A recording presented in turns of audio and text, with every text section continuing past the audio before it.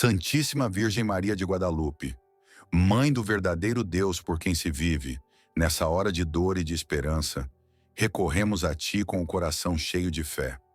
Tu que apareceste no Tepeyac como sinal de amor e de proteção ao Teu povo, acolhe-nos sob o Teu manto.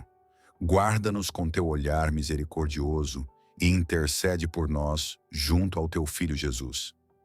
Virgem Santíssima, alivia os sofrimentos dos doentes, consola os aflitos, defende os pobres e humildes, protege as nossas famílias e ensina-nos a viver com justiça e paz.